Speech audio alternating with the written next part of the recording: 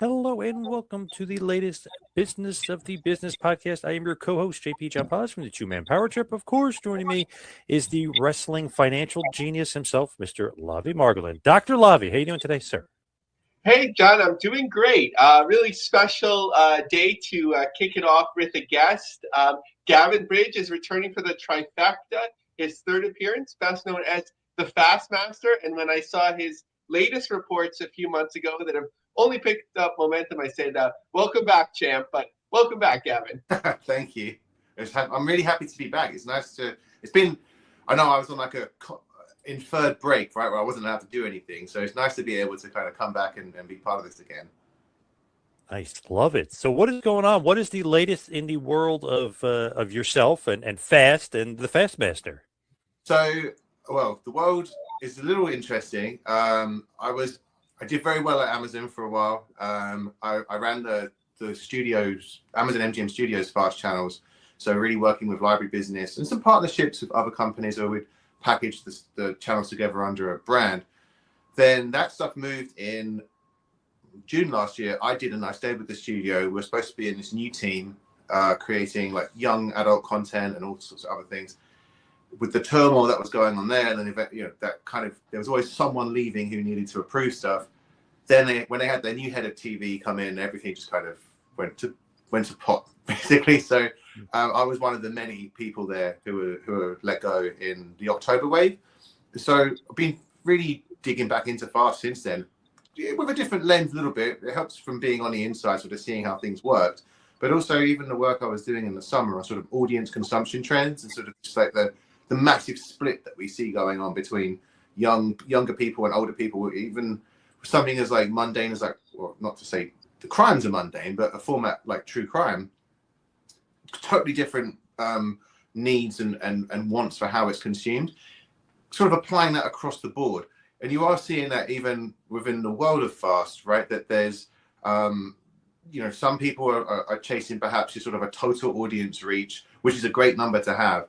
You could be a TV set operator and say you have like 50 million or 100 million monthly users, but sort of if is that really what an advertiser wants? Is that the audience people need? And I think that's sort of the transformation we're seeing, is sort of like you can chase hours. You can chase hours by having a Dr. Phil channel or like, these recognizable brands. Law and Order does really well, right? Like, well, obviously Law and Order does well everywhere, but there's Law and Order channels across Fast now. Or you can start to sort of say, well, we want advertisers to be interested. How can we, get that audience in and then be able to sell more, interesting content to advertisers, the audience they want to reach, which I think is why you have me on today, partially at least.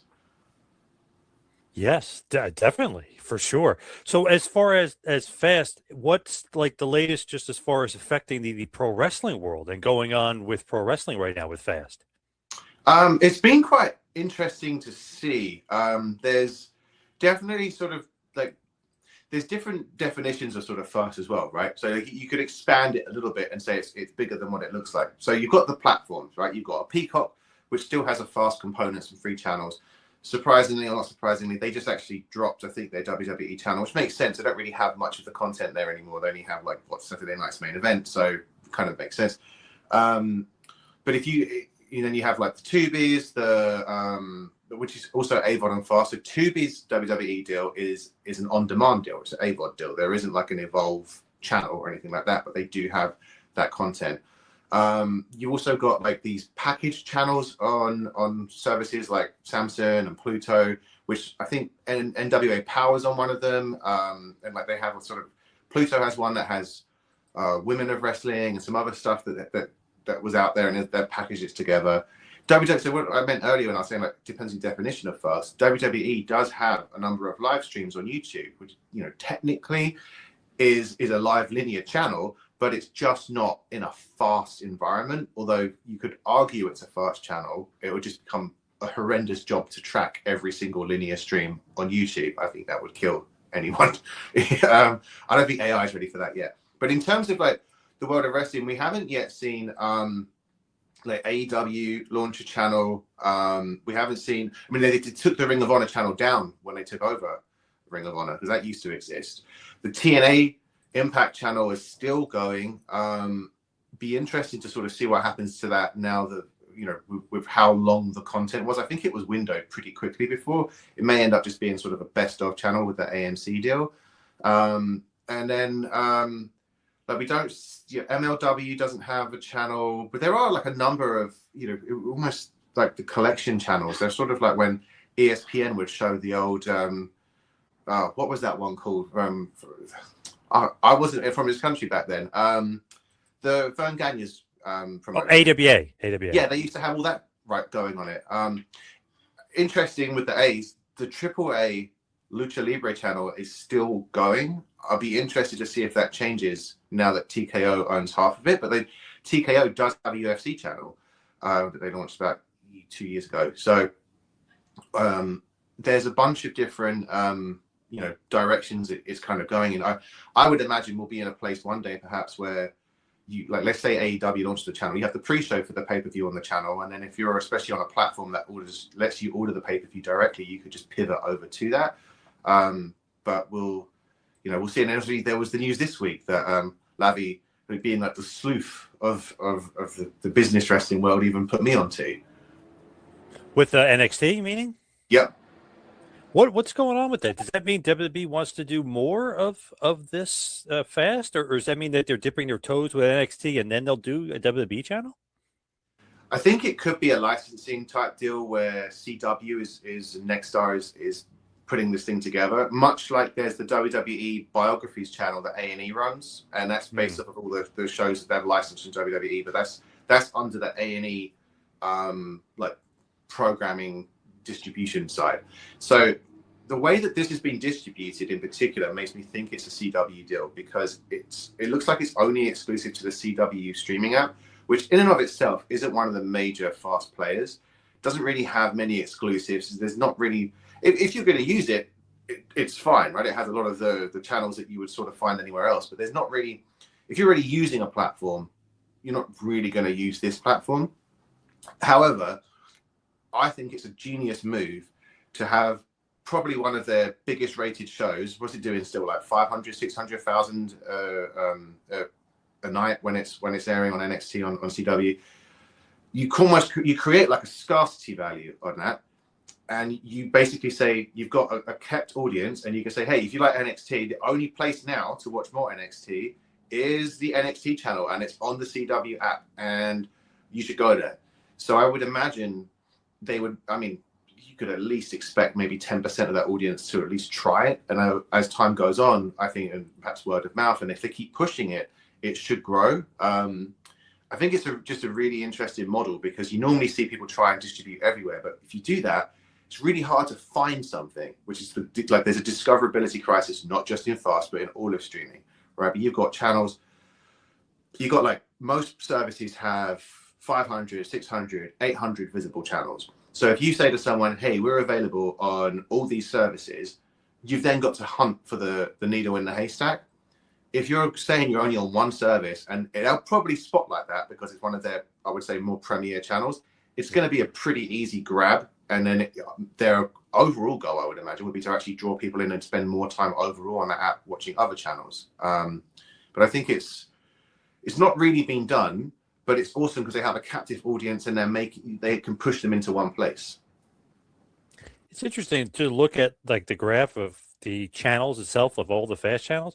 Seems like sports is kind of maybe unserved almost. It doesn't seem like there's a lot of sports out there. It depends on who you speak to with regards to sports. So yes, overall, right? Like you've got like maybe, what is it, like not even, just under 10% of channels across the major 9 platforms that I'll be tracking are sports. There are 7 or 8 of them, what I'd call like the major leagues, right, who have a presence, but they are obviously not they're not giving away the real good meat with that. They're not the stuff that costs billions of dollars to the broadcasters. These are more like supplementary channels that sort of further the experience. They'll have documentaries. I mean, the NFL channel, or NFL Network's channel, no, that one's called the NFL channel.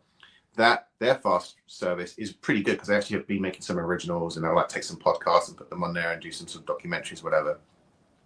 Where it gets really interesting with sports on fast is it's not really an explosion. It's been growing, but it's definitely growing in the last 2 years still in niche sports. So the low cost of, it costs you maybe like $4,000 to $6,000 or even less than that, depending on, I think you use a month to run a fast channel if you have the content that you can put on there. So we've seen a lot of niche channels that couldn't afford to be a cable network sort of launch these channels. So like I think even last month, like Tenpin Bowling launched a channel. There's a whole load. I guess I don't want to upset people and say pickleball's a niche sport, because I know it's the fastest growing sport in America, but normally those fastest growing stats, it's like when you see a cell phone operator like, we're the fastest growing, it's because you went from a base of 0 to 1 or 1 to 2. Yes. Yep. It's not quite, oh my God, the whole world's doing it. But we've seen these, like a lot of channels dedicated to these areas emerge. The core premise though, and sort of like, I wouldn't call it necessarily a fallacy, but something where you can pierce the veil a little bit, is it's a niche sport by definition. That means a niche audience, not most of the audience. On top of that, these are often maybe perhaps programming blocks rather than a full channel, which is fine. You can run a channel and at the cost of having programming blocks somewhere else. But I think when people talk about, we know that we've got like 500,000 fans of this sport in the country and now they're going to have a home for it, you can't assume that all they want to watch is that sport, and they're not fans of other sports and they're not fans of other content. They will come to you sometimes, but it's part of that media mix. And with the sheer scale of content that's available, whether it's on demand, whether it's linear, you really have to have something compelling to bring people in, which tends to be brand IP, I would say, which, like, again, going back to the NXT example, is interesting. So they have that IP. So to what you were saying, John, like it's like a mixed bag, right? Yes, it's underserved, but no, it's kind of you can kind of understand the reasons why. The biggest gap in the market, I think, is not necessarily sports talk shows. I mean, there's a number, but just the fact that the Pat McAfee show doesn't sort of simulcast. It does it on YouTube. Like, why it doesn't have a sort of like a Conan type channel with the best of moments or anything else, or just sort of like on a loop of once he airs, just kind of loop it for the rest of the day. I think that would be, to me, like the biggest missed big fish out there for sports right now. Now I want to hand it over to Lavie, because I know he's chomping at the bit to talk about NXT, his favorite, basically his favorite program. Yeah, and just before we move on, John has some good connections to the people behind the Conan show, so definitely we should get the word over to them. Such fascinating information. I had my notes on like deleting things and putting them back and so on. I was like, does AAA still air? Oh, you answered that, which is great.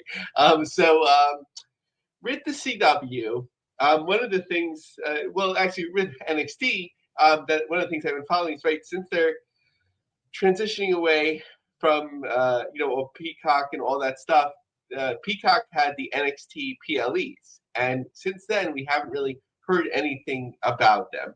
So what would, like, as Brad Schwartz, right, at the CW, and by the way, I do credit myself with WWE being on the CW, because when he got the job and announced it on LinkedIn, I wrote like in a comment, like, you should put pro wrestling on, and he liked it, right, because he had done it on Pop TV. But if you were Brad Schwartz and you were like, okay, what can I do here? I have this NXT relationship. They're on my Fast channel now. They're doing great ratings. Like, would you bid on the PLEs, and would you put it on like an off night? Would you like build it into regular NXT? It doesn't seem to pop ratings when they do too many specials once in a while. Or would you be like, maybe this is something we can save for the app? Like, would it make sense as sort of like a loss leader?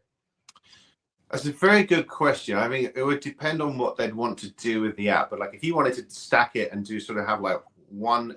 Look, we have seen this work in other sports, right? Like the Peacock got really lucky when they ran some of those NFL exclusive games, like the regular season one they had with the Bills, I think was a must-win 2 years ago. Then they lucked out that the Chiefs managed to get into the wild card, and they had that exclusive one. And we've seen that draw people in. I believe, from what I was told a few years ago by some, as we say in journalism, people who know, or some, it's a variation of that, but people who have information on this, let me know that. Peacock was really happy with the amount of signups that WWE was like kind of getting them, and plus like just the continued business that was coming from them having the PLEs at the time. I think that that also kind of helped fueled WWE's boom, really, right? Like you make it freely available and it becomes more pop culture-y, because especially if you have a good product, you're able to access it and you're like, oh yeah, that's cool, this is great, I know that guy. And like, you know, people who weren't spending even on the WWE network money, but people who definitely were balking at the pay-per-views, when it's one thing to make people buy something for a particular reason, but when it's part of a wider, you know, offering, it becomes a great value add. So depending on what the CW's plans were for their app, if they were planning to sort of have more, like trying to make it a destination, I think putting a NXT premium live event on there or two would make sense as a loss leader. Simulcasting it maybe as well, you know, that you tend to reach different people with that, especially because of the difference in sometimes it's really weird. Sometimes the simulcast is better quality than cable, and then things like the Super Bowl, when there's too many people watching, I was finding Peacock buffering away. I actually just put just regular NBC on to watch it in better quality. But you could reach people that way.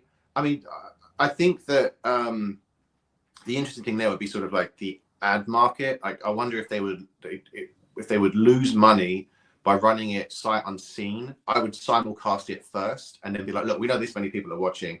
We'll put one or two of them on, you know, on as an exclusive on the app just to see. But they've been very daring, Nexstar, with sort of like changing the CW's app up or service up anyway, right? Like when they got the Live Golf, for instance, and they are trying to get more live sports. So I would imagine they would actually put that definitely on the network, just because if they got them, just because of that audience they're trying to play for.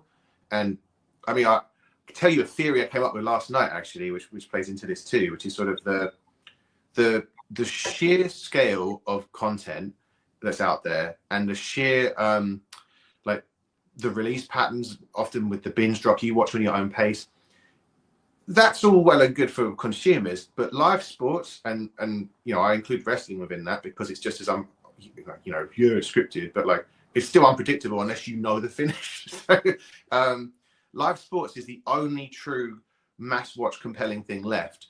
It's really what, you know, it'll continue to grow in that as even like AI comes out and you get like choose your own adventure stories. Because let's be frank, if you have a choose your own adventure story, my story is going to be different to your one, even if we're basing it off of the same show. So we're not going to be able to be like, hey, do you remember when so-and-so did this? You're like, no, not in mine. Whereas sports and wrestling, you'd be like, oh yeah, remember how that happened? Yeah, that was a great match. Or this, I can't believe that touchdown, or this other stuff. So I think it becomes even more important for these networks to have content that can draw people in that way, which would mean at least a simulcast, if not like an exclusive. And then they kind of, I would run it back on the channel. I would run the lead into the feuds in the week before. I mean, I thought that, I don't know who has the rights to Mike Tyson's old fights. There's like 3 or 4 boxing channels right now, but in the run into him fighting Jake Paul a year or so ago, I was surprised that none of the boxing channels were just airing nothing but the classic Mike Tyson fights in the week before to kind of build up on it. You could use a fast channel to really push the feuds, really push what's going on, draw people in, you know, like, or even just do a best of, like, let's say it's a best of whatever. I have to admit, I stopped watching NXT a little while ago, so I don't know what the PLEs are called anymore. But if it was like the best of something like Stand and Deliver or something like that, and then they could just show those. There's ways to kind of get people in. You could do shoulder content behind the scenes. I think it's much more of a play to sort of get people hyped, especially if you've got like one of those like blood feuds going on that the audience is really hyped for. You could really further monetize that with a fast channel. Yeah, and before we move on from the CW, I want to say rest in peace to James Vanderbeek from Dawson's Creek. That was, none of us would admit it. I'm not sure how it carried overseas, but John, I'm sure you watched it as well. Dawson's Creek, teenager, was like a part of our growing up, you know, so that was kind of sad to see him pass away at just 48 years old. But in terms of talking about staying in WWE and content and unique ways that they're getting out there, I think one of the other unique outliers right now is the Evolve on Tubi. And it just seemed to be like sort of there. And, you know, admittedly, I don't watch a lot of pro wrestling of this period. It's always going back like, oh, what does the Vault have? And I think we should talk about the Vault before moving on from WWE, but like Evolve was there, which is sort of like, okay, on Tubi, but it seemed like it is doing well because they're having like a season 2, however they're determining that. So like, what are what's your sense of this relationship? Obviously, it has positives if they're renewing it. Like, do you think that they're going to, everything scales up, like to put something into it and then try and get like more rights, or just kind of exist how it is? I would imagine the long-term goal is always to try and sell it to someone who will pay a lot of money for it, because they seem to be very, all sports is on that model right now, right? Like, how can we make more and more money without, well, I would say without influencing the consumer, but I think that we are influenced and impacted by these prices, because that's why Peacock's going up, because they spend all that money on the NBA, like it or not. If you don't watch the NBA, you're going to pay for it. We're becoming cable again for that sort of model.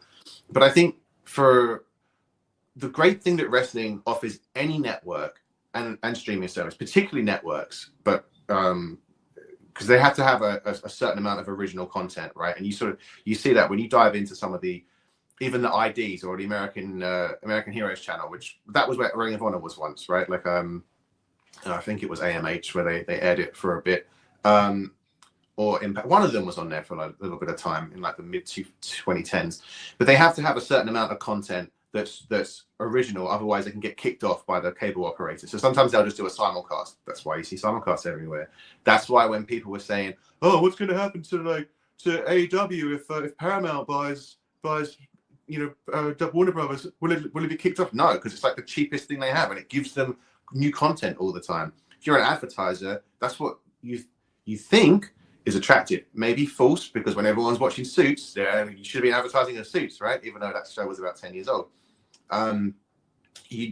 So for Tubi, Evolve offers them like it's going to be relatively cheap content, but it is going to have an audience, and it's something that they can say this is attracting younger audiences. Like, we know this is for younger audiences. The advertisers will be like, okay, great. Even if it's like, let's say 20,000 younger audience, people watching every week, that's still probably about 4 times what MLW gets on beIN, maybe 3 times, because the beIN number was an average at 3,000 in prime time, so maybe it spikes up, but you're still able to reach a group of people there, which is the advertiser's dream. So it's a win-win for Tubi. It's probably a win-win for WWE, because I don't think Evolve is the lowest, that totem pole they have, right, where you're kind of going up. So if they can just get exposure and monetize that, even if it's an ad share deal or whatever, it's a great partnership there. I would, I feel like if they were to try and push that somewhere else, the only issue we got is like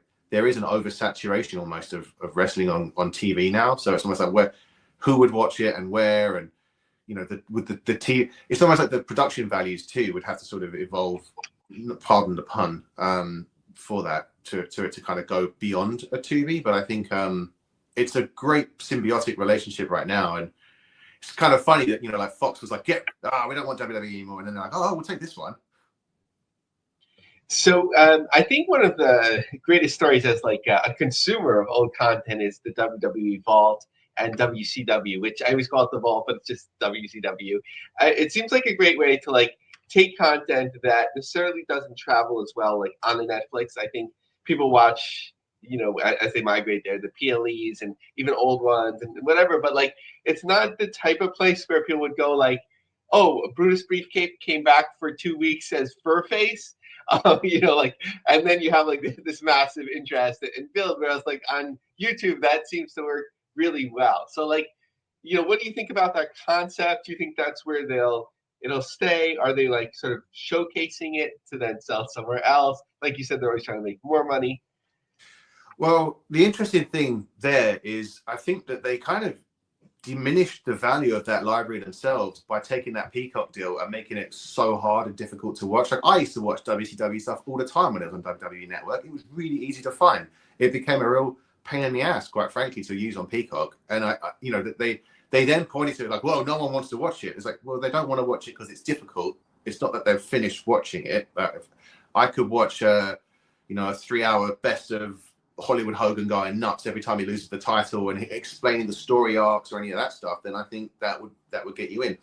So when they actually launched the Vault, I was really intrigued by it too, because I was like, they've never really like, even if I also think that NBC Peacock programmed the WWE channel that they had, like the Fast channel, because that was weird too. Like you'd have like, here's an old Raw from like 2017, or it's like the era everyone hated, and then they'd be like, and here's Total Bellas afterwards. You know, well, okay. I don't think you haven't got a coherent identity, and I think that's where Vault comes in very well. Is it actually has an identity? I mean, I would have, if I was running Peacock back when they had that PLE, not that I would have been, but if I had been part of that strategy, I'd have been like, we need to have like 4 WWE channels. We need to have one for the 80s era and the early 90s. Then we should do like an Attitude Era for WWE, WCW. Then we should do, you know, like the 2000s, and then have the 2010s channel. I think we may end up getting along those roads based on what we're sort of seeing. Vault's interesting though, because I think that they're also, I think, trying to do the best of like scarcity value again, right? Like only having it in one place, not splitting that audience. They can make the most ad revenue. If you go into multiple places, you may end up cutting that revenue out a little bit. I mean, it's definitely something that even I was thinking about last year. I was like, oh, is there a way with them and maybe like launch a channel version of this, but like it's sort of like we have integrations with shopping and all this stuff. But there's a lot of effort into that. Right now, this is a very low value thing.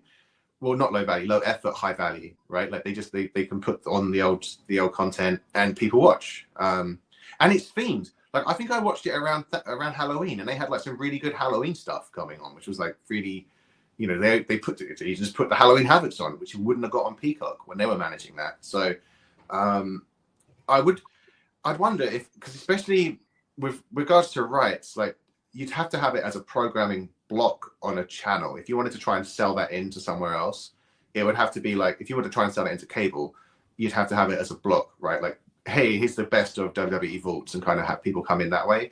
But I think they'll make enough money from the YouTube partnership, just from like the ad split, that it's really worth their time to do it. Maybe they could go onto 1 or 2 of the major platforms if they were going to be featured and pushed. The core thing there is like, you know, WWE's also always been one of the biggest people on YouTube, like in terms of sport. I remember reporting on that. I think I did a chart for Variety once that was in the magazine on that in like 2021, 2022. They're able to take advantage of that natural, massive brand fandom that they've already got built and just push that into Vault. If they put that onto a new platform, that doesn't travel with them. So you've kind of got this much easier, hey, you love WWE? Hey, why don't you see this? Oh, you want to see some old John Cena? We've got nothing but John Cena this month. Or you want to see how, you know, what Seth Rollins used to do before the Vision? We can deep dive into that. It's a little bit more difficult until you can do something which is, I think, called like just like hyperlinking, believe it or not, into channels. If you can search and just like click a button and it launches that channel, even if you're not in the app, then you could potentially do that for like a Pluto or a Tubi or anything else like that. But for now, I think from a linear basis, they're probably making enough money from YouTube that they're like, why split this up? You know, why take on the hassle of having multiple feeds or multiple partners? We have one, we can manage this like quite quickly. So I have kind of a broad final question before turning it over to John. So outside of WWE, what do you think are some of the major media disruptions, stories, things that are happening that, unless we were as knowledgeable as you are to, you know, keep track of these things, that we should be on the lookout because they may affect, you know, pro wrestling distribution financially, you know, into the near future? Yes, fascinated you like read my mind, because I've begun to do like a lot of black swan analysis, which I think it's just really fun, because you can pick stuff and be like, it probably won't happen, but if it does, the whole world's going to change. Like what could happen? And I think there's 2 that really stand out. One is the use of AI, like, you know how like Sora was able to sort of create content, and then like Disney's going to, I think, ultimately maybe put Sora stuff into Disney is what they've said. You could then go in and be like, hey, you know, I want to see Star Wars and I want to see blah, blah, these people interact, and then you get to watch your kind of mini episode. I do wonder, if I was WWE, I would be trying to make a way to license it so I could be like, right, for the real fans, the hardcore fans, we never got to see like Bret Hart versus Bryan Danielson. let's do it. We can program this. Like, obviously, you got to pay them some royalties based off of their likeness and stuff. But I think with Gen AI, you could end up going down a road where you could create your own dream matches and not have to play them on a WWE video game and have it look like real life, basically, right? You could have CM Punk versus old CM Punk, like in the new commercial. So I think that potential commercial use of AI would be fascinating. It would change things a little bit. I mean, pay a subscription fee, I'd imagine, to use that, but I'd probably use it for a little bit at least. I'd be like, you could do anything, which would be really, really cool.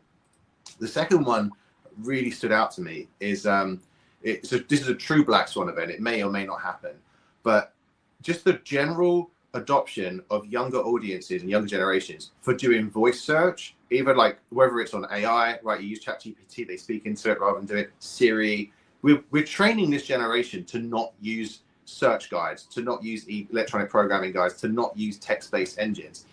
And there may come a tipping point by like 2030, 2032, where this generation is like, we don't type, we don't look at types, we don't look at text answers, we verbalize. That will have massive repercussions for discoverability and how content is even like found and spread.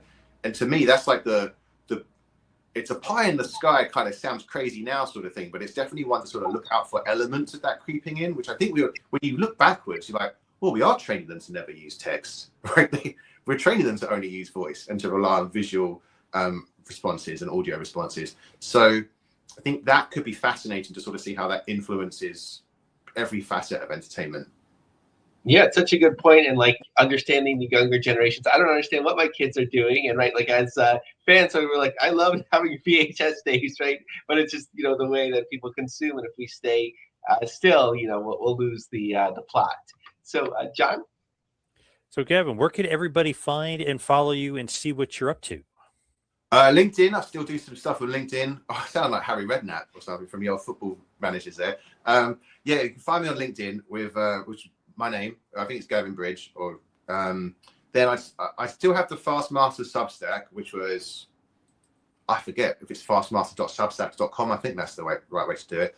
I did start a more polished version that goes beyond it, sort of going back to my variety days where I'm going, as you could tell with that Black Swan analysis, not just focusing on fast, kind of trying to figure out the wider part. That can be found at fastmaster.media. So that'd be like the three main ways, depending on what you want. I mean, LinkedIn is probably the best place to follow because that's where I post some charts and stuff. If you want to read a ton of stuff on, AI search changing things, and then the other options will be there. All right. Awesome stuff. Gavin, thank you so much for all the time. I really appreciate it. Love having you back on. Oh, well, let's hope that they do more changes in the world soon and come back again. But thank you very much for having me. Awesome, Gavin. Thanks. Tony Khan just has to take your advice for starting the AEW Fast channel, and then we'll be off and running. I wish I still had a direct line to him, but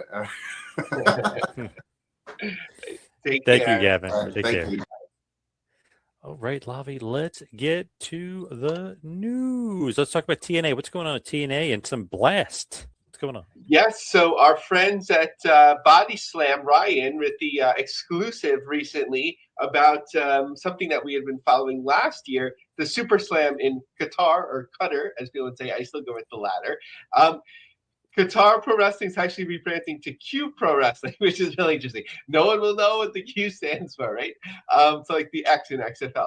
So I'm going to read an excerpt here from that reporting. Back in November, Body Slam exclusively reported that TNA and QPW would be collaborating on a super show that was called the largest project in the history of both companies. Now we have more details. A source close to the situation exclusively tells Body Slam that the stars of TNA and QPW will be teaming up on Saturday, May 1st in Doha for a continuation of the Super Slam with number 4. The source also confirmed that the show will air on TNA Plus, Triller Plus. It was delayed from back in February. TNA was trying to be a good partner with WWE, not cross over anything related to WrestleMania. I'm not sure exactly why that would interfere at that time, but perhaps. About 2 weeks ago, QPW announced they'd be going by the corporate name, like I just mentioned. TNA previously sent Mustafa Ali, Nick Nemeth, and Matt Cardona to represent them at the event. But in my side, more interestingly, one of the Anthem executives that never goes, as far as I'm aware, is never really quoted or on screen talking about pro wrestling was in attendance last time. I'm just trying to Google his name to or go to their website quickly to remember it, and I'm almost there. That is Niral Merchant, the Chief Financial Officer. So interesting to see the CPO being present at the Qatar show last year, and even quoted in some media, or I forgot if it was a press release. So that's that. Now, TNA has always been good about like coming up with distribution deals. So now they are in Blast TV in the Philippines. So I asked Grok just to get some perspective on what this means. So actually, we didn't have a chance to talk with Gavin about it, but Blast TV is actually a fast channel itself. It's also an OTT channel in the Philippines. It reaches audiences through different distribution streaming partnerships, and its reach has only grown.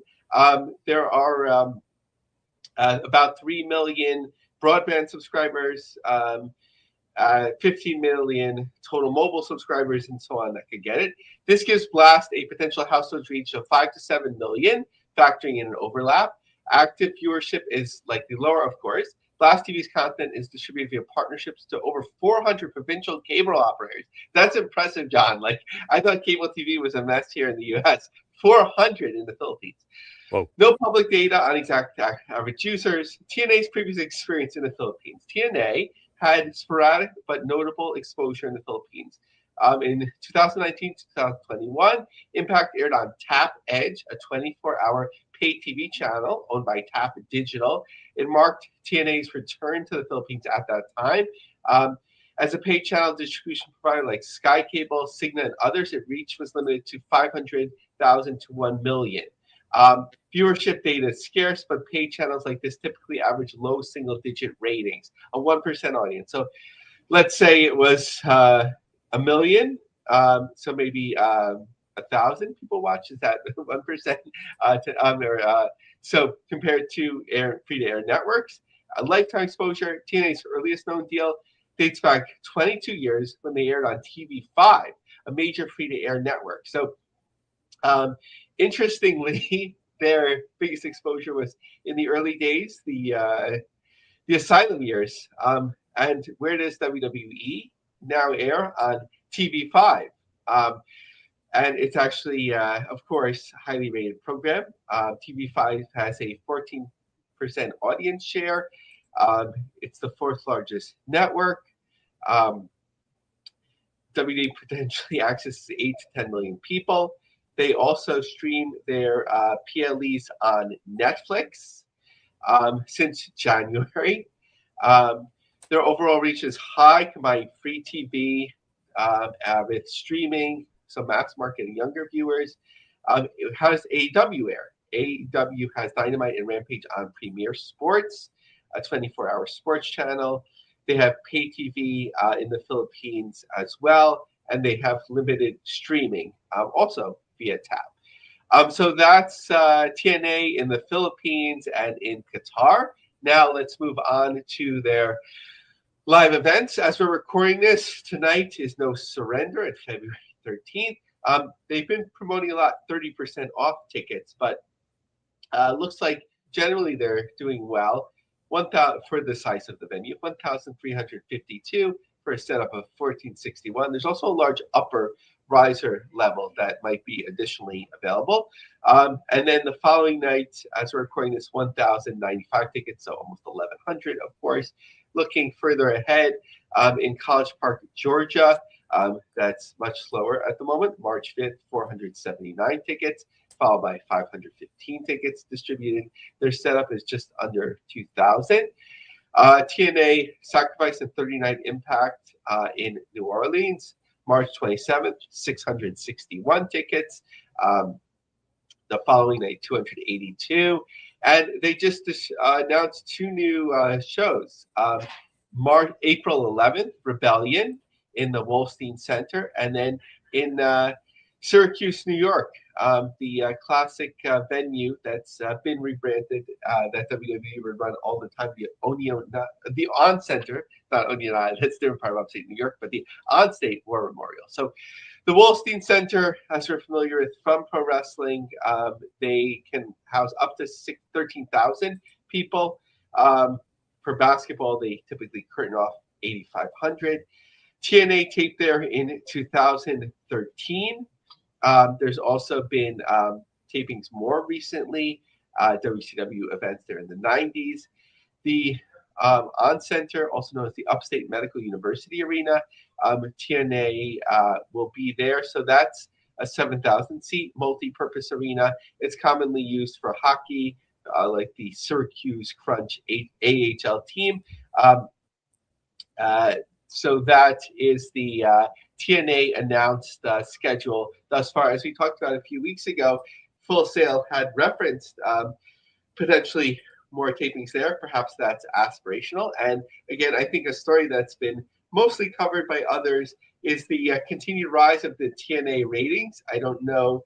I think it's partly due to the changes that Nielsen's undergoing. First, it was kind of felt punitive for wrestling. Now it's catching up a little bit and moving up. But I think also the first TNA show was so badly promoted and advertised, it ended up being a good thing because people are finding the show, which is kind of unique because the first premiere is often the highest rated for wrestling. What do you think is affecting the ratings, John?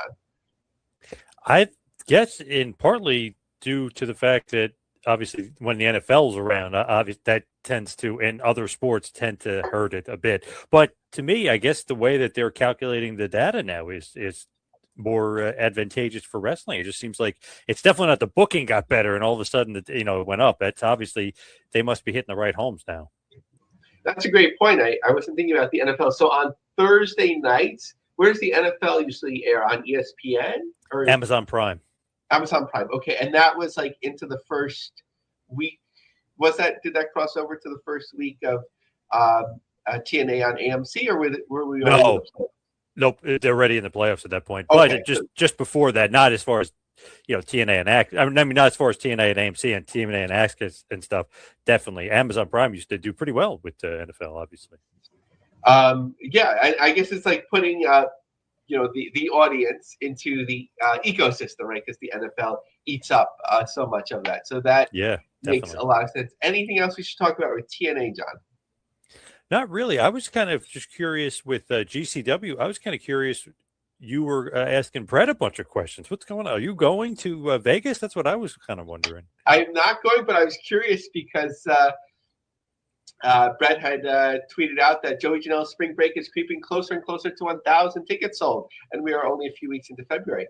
And because there's only 7 rows that were available, and I think it will kind of sit with that, in terms of reserve. So I asked, how much GA standing room space are we talking? But he said that they're going to bring in bleachers as well. But I don't know if this is a joke or whatever, John, but the Sandman's last opponent is the Air. I forgot what he's called. Like Invisible Man. The Invisible Man, kind of like John Cena without John Cena being there. I didn't get that joke. I don't know. Maybe I'm missing something. I didn't get that either. Yeah, I guess maybe it's not a joke because they actually have had matches where the wrestler works themselves. Maybe the Sandman, isn't going to take any more bumps. Maybe. So if you let people know, kind of like it was, what was it, in Atlantic City? Who was that guy that went to AEW? The little, he's shorter. Marco Stunt? Yes, yeah. So people were like, he's going to have his last match, and then they had to explain, no, he's just going to be there. So, you kind of get ahead of this. But I was like, before they had the Invisible Man, I was like, who's the Sandman's last opponent going to be? Joey Janela, right? Like, of course he always wrestles, whoever the main draw is. That's like his thing, right? Since inception. So, I don't know. It's kind of a little bit of a weird thing. Talking about weird, we're not going to get into the tweets this week from the Bloodline family. Oh, from Zilla Fatu. Yeah, from Zilla. I don't know what that was all about. A little bit of back and forth there, and Zilla uniquely is a member of our LinkedIn group. Oh, Yeah, nice. so Nice. he might be catching this episode. So kind of leave those two alone. Hopefully they sort it out there. But in terms of the spring break before the Sandman announcement, Death Vegas was ahead, and they're probably last. Otherwise, Brett would have tweeted that out. But they just have standing room only at the moment, right before these bleachers come in. I'm not sure if I guess the bleachers would be, maybe the option of standing or the bleachers, or you couldn't stand behind the bleachers, not to make it too complicated, right? Whatever the logistics are. Then Josh Barnett's Bloodsport is the next one that's moving well, fifth and sixth row. The thing that was kind of scaring me a little bit in terms of the health of GCW was this LA show, because it's really their strongest market at the moment. Atlantic City, John, as you know, has kind of been down for a while. Maybe they were like running it too much with the double shots, which they're going to do again. But they moved up to just the fourth and fifth row available in LA. We'll have to see what it looks like for the final number. So still behind. And then Rochester, for the first 2 or 3 shows, whatever it was, they were doing really well quickly. But this show on the 27th still has the second row available. And then, Ashes to Ashes, I think is that the Atlantic City show? So that has the second and third row available. So mostly we're seeing like second row availability like a couple weeks prior to GCW shows. But Wildwood, John, are you a Wildwood guy? Do you go out there? I used to, not recently, but when I was younger, I used to go there every year. Yeah, that was like a WWF right show, like always in the summer, and even WWF too. Yeah. Yep. Yeah, and of course, what is it? International Star ISPW right there. Yes. They've been out there forever, and they tend to do well. They're going to have the Headbangers in July have their retirement match there. I don't think the word's gotten out much yet on that, but GCW will have a show at the Mudhead Brewery on June 18th. So I think it's interesting to watch. Also, like, if GCW could do as well in New Jersey, which is their home state, and not have to fly everyone and get hotels everywhere else, maybe, like if you're only going to get second, third, or fourth row sold, you might want to focus on that, a little bit, depending on whatever the financials are with Triller. So looking at their schedule, so LA on Saturday nights, we're taking this, so February 14th, followed by Mesa, Arizona, couple weeks off, Rochester, followed by Hartford, March 6th, Louisville, Columbus on the 7th, Chicago on the 8th. The 14th and 15th is Atlantic City. April 16th. Okay, so then we're into the collective weekend all the way there. And then, as we talked about last time, another one night only, but this one night only in Philadelphia at the 2300 Arena on May the 2nd, and then Wildwood, New Jersey on June 18th. So let's talk about Bushi Road. Let's talk about New Japan Pro Wrestling. 2,000 tickets sold for New Jersey so far. So up, and up. Yeah, I think they, it seemed like a long time ago when we started. Obviously, we were getting closer every week, but they're still 2 weeks out. They started announcing a fair amount of talent. And ticket sales are up 187. So I don't know, John, what would you consider success? I know we talked about this a little bit. Like, it's hard to know with the fly-ins from Japan and whatever, but I think their expectations couldn't have been more than 2,500, 3,000. I think if you do that's over exactly 3,000, what I was thinking, right around that range. Yep. Yeah, if you do over 3,000, you have to consider that a success. Whatever their costs are, that's for them to figure out. But getting help with Athena, getting out there to have, hopefully I'm pronouncing this right, this Sayuri, have an interpromotional match there. And then Stardom, just mentioning them because their show in Osaka, actually it took place as we're recording this, but it's notable because with Bushi Road events, they're always like moving around how it's distributed, and it's very hard to keep track of. So this Stardom event was on stagecrowd.live. So they're always like trying to get you to go to different platforms. I understand if they're getting revenue and whatever from these different ones, and there have been bigger platforms that have paid them to go off whatever Stardom's app and New Japan's is, but like it's just hard to follow, and that's been like an issue forever with New Japan. So Jonathan Ray, I'm going to transition to Joshi fully now. TJPW, yeah, definitely. With TJPW, Tokyo Joshi Pro Wrestling. They're back in Texas, and they did really well in Texas last year. 2,500 fans, Dallas area show. They did multiple shows, so they're really going for it here. So first of all, there are 2 shows tied into South by Southwest. I don't know, John. Maybe I'm a little bit out of it. Is South by Southwest like still a big thing? Because you don't hear about it as much anymore. I honestly have no idea. I'm not even sure. Okay, because like it seemed like very culturally relevant. Now it's kind of like I don't know, but I could be totally off. So Palmer Event Center. So that's the South by Southwest shows. Large convention exhibit hall venue.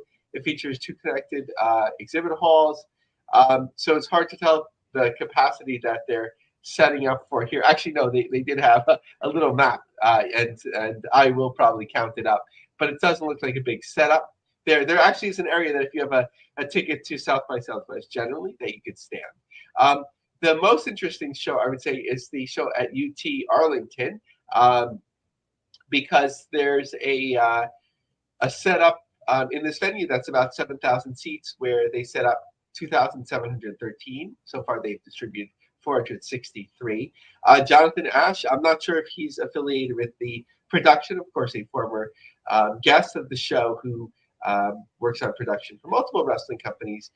He noticed my tweet and was sharing some information.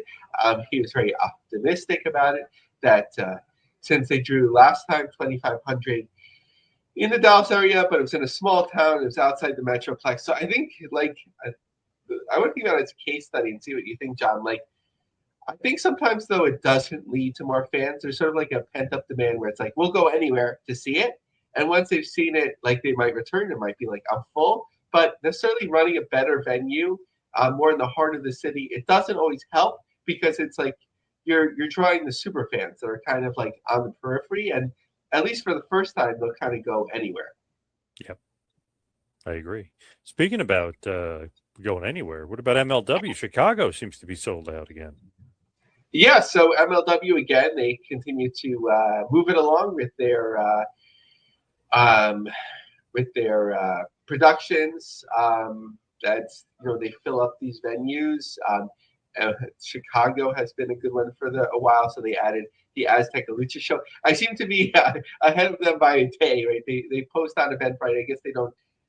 Maybe there's not an option. Maybe they don't hide the event before they're ready to announce it, and then I catch it and share it for whatever that's worth. But March 14th in Atlanta, April 12th in Charleston, June 11th in New York City. The April 12th show in Charleston looks to be moving along well.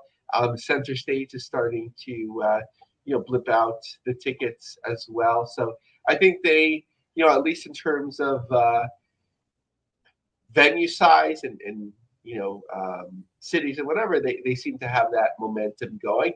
I think given the talent and the production required, my speculation, without having any information, my speculation is that it's a cost. You're not making money on the road with this type of talent and production, but certainly choosing the right venue and filling it up is a good idea. Hopefully, Charleston will be lit better than it was last time, if that's an option. I'm not sure, because I haven't watched some of their other shows in a while, how that comes across in terms of streaming it on television. Finally, here and there, little West Side Gun to kick things off. Yeah, Jen, I like, first I was like West Side Gun followed by Little Person Wrestling, and I was going to keep them in their own category, but I was like, John likes that here and there, so we got to keep it going. Yes. So West Side Gun, not to call him out, but he talks a lot, and he's been doing some things in wrestling, but he seems to talk more than he does things. But it gave us some insight into what he's doing. So he had an interview with XXL, the urban magazine or media platform. I have my fourth rope company, Black-owned independent wrestling, that's going crazy. Our shows are called Heels Have Eyes. It was just one of those things where I wanted to co-brand with Griselda Records and Fourth Rope, putting a lot of people onto Fourth Rope that weren't familiar with it. I figured, let me just start a new series.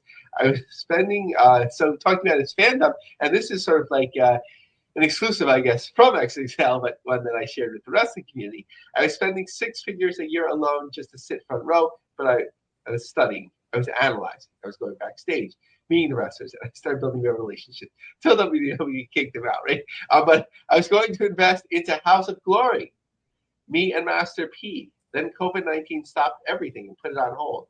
I always had a vision, and one day I just said, you know what? Let's do it. My partner is Smoke DCA. Me and Smoke DCA are involved in the creative. Once I decided to make a promotion, I brought him in because this is where he lives and his pen is sharp. Ever since, we've been just knocking out home runs consistently on every show. I know with me and him together, we could literally have the best promotion in the game. And something that is listed on the 2300 Arena, I can't find promotion for it yet, but March 21st, they are coming to the former ECW Arena as well.